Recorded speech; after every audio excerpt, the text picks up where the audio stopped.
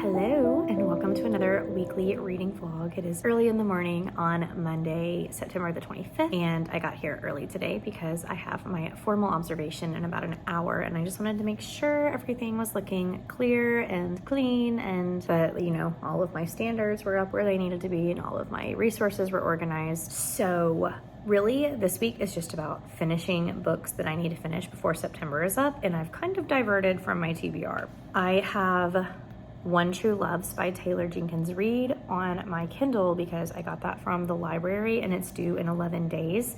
So I need to read that. I know like the basic premise that it's about a woman who was married and she absolutely loved her husband, but he was a pilot or something and got lost on a mission and is presumed dead. And so obviously like she's trying to get her life back, reclaim living, and falls in love with somebody else, but then her husband shows up again. So it's like, how do you make that choice between the man that you loved and committed to but had to basically like bury in your heart even though there was no body to bury, potentially saying goodbye to somebody that you have now recently like started a life with. So I think it's going to have a lot of good questions. An interesting take on a love story. Yeah, I have my formal evaluation on teaching the circumference of a circle later today. Hey guys, welcome to my car on a kind of gloomy Thursday morning that I love. I am trying to get to school relatively early because I have a parent conference, and also I don't know what I'm doing with my 8th graders today. Like I know what I'm teaching, but I don't know what activity we're doing after I teach it, so I need to find something for us to do.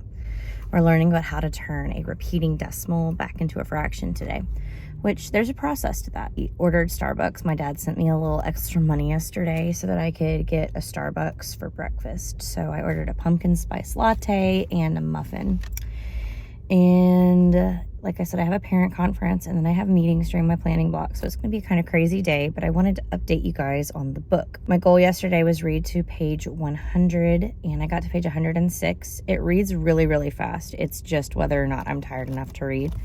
But like everything that is talked about in the synopsis has now happened. She was married, her husband is presumed dead. And so in order to get on with her life, she copes, she grieves, and then she does fall in love again.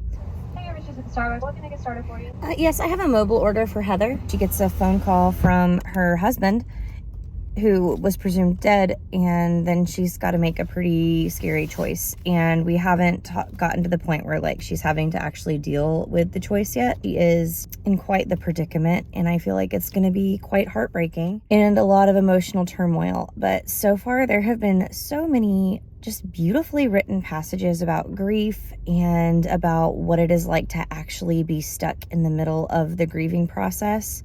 Not just like passages about grief, but like what it's like the nitty gritty, like you feel like your mattress is absorbing all of your feelings and you have to get rid of your mattress because it's tainted by your grief and it doesn't make sense. Is that pumpkin spice? All right.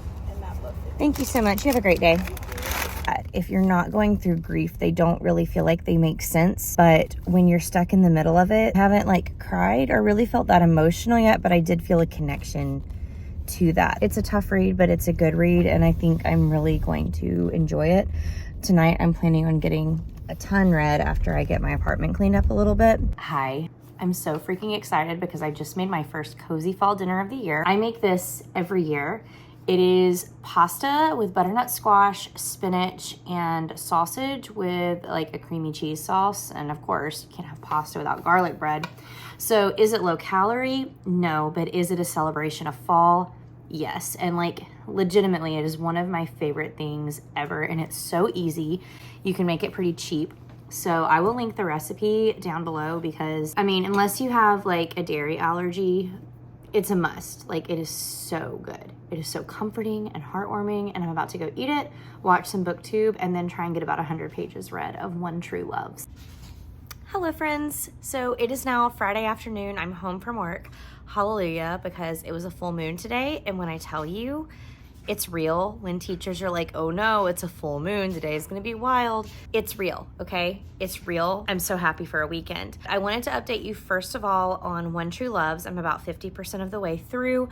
I'm just getting to the point where Emma is having to go and meet her presumed dead but not dead husband at the airport. She's about to have both men in her life, and like, I cannot imagine the choice that she is about to make. It's very heart-wrenching. It definitely makes you think. And Taylor Jenkins Reid books always make you think. I've read Malibu Rising, Daisy Jones and the Six, and Carrie Soto is back, and all of them make you think. But this one is like a moral, emotional dilemma, and it is so hard to get through, but it is written so well and so beautifully. So since it's Friday, I'm really looking forward to curling up and finishing that either tonight or tomorrow. But I'm also going to go see Charlotte's Web at the high school in the school district where I work, because I have several former students who are in leading roles, and I'm really, really proud of them. I'm a big theater person myself, if you didn't know. Also, book haul time, because I got some gift cards for my birthday that I hadn't spent yet, and I knew that I had some that I wanted to read. I've opened the boxes, but I haven't like taken the books out yet. So let's see what books I got. Oh my gosh, I forgot that this one was coming. So the first one is by A.R. Allen, and it's called Strange Things, Milos Kraft and the Man in the Golden Mask. And this is an advanced reader copy. It's my first advanced reader copy ever. And this is a middle grade novel. The publisher reached out to me and asked if I would read it and provide a review. So I'm so excited to have this one. I love middle grade. I love spooky middle grade. This one has a wizard and a bunch of just like crazy things in it. So I have an advanced reader copy. How exciting is that? Thank you so much to, I believe it's Arcane Books. And then for the books that I ordered, I can't believe I had something that I wasn't expecting. That's so cool. So first of all, I went ahead and ordered the sequel to Red Rising because I just have a feeling I'm gonna really like it. So this is called Golden Sun, and it is the second book in the Red Rising series. I'm pretty sure I'm gonna be ready to pick it up as soon as I'm done with the first one. If you watched my fall TBR, you will have seen that Bunny is one of my in-person book club picks this month. I'm like halfway, either blows people's minds or is super confusing, but I'm in the mood for some weird horror, and I know that's what this is. So Bunny by Mona Awad. One of my favorite books from last fall was Cackle by Rachel Harrison, so I've wanted to read some more books by her, and this is her newest release. It just came out, called Black Sheep. I think it kind of dabbles into some cult type stuff. How funny is it that I have two horror books that are both pink with animals on them? That could be a themed vlog, couldn't it? And last, this is Liv's book club pick at Liv's library for the month of October, and that is The Undertaking of Heart and Mercy. I did not realize how thick this book was, but very excited to read this. Look at the color palette of the three fall books. That is stunning.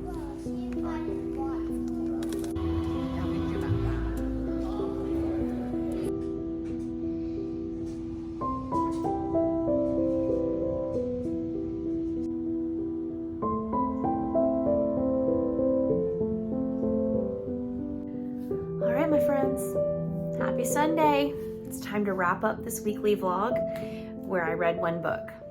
October will be better. But I did finish One True Loves by Taylor Jenkins Reid yesterday. Broke my heart in the best way. I didn't cry. I really thought I was gonna cry. Yesterday we had gotten to the point where like we knew she was gonna have to make a decision, and I'm not gonna give away who she chooses or why she makes that decision. It totally made sense why she made that decision, but that doesn't mean that making the decision sucked. Like, put yourself in those shoes. Your husband that you thought was dead is back, and you are filled with so much joy. But you also love the person who you've moved on to because you grieved the person who was dead. Like, does that not blow your mind? What if you had to make that decision? Anyway, I really, really loved it. I gave it a 4-star. The resolution, while it was not easy to have to make the decision, I thought that the resolution came around a little bit too easy, but that's just my personal opinion. I thought it was a beautifully written, beautifully executed book, and I'm definitely interested in TJR's backlist now. That's it for the vlog this week. If you watched all the way to the end, why don't you leave me a heart emoji, whatever your favorite color heart is, because it was a love story, even though it was a sad story. With that, we're now like moving on to spooky season. So next week, you're gonna see me sitting in the exact same spot to start next week's vlog. But I'm so happy that you guys were here. If you want to see more bookish content from me, please make sure that you subscribe, leave a comment or a like. I love interacting with you guys in the comments. And as always, all of my social media is linked down below in the description box. Bye guys.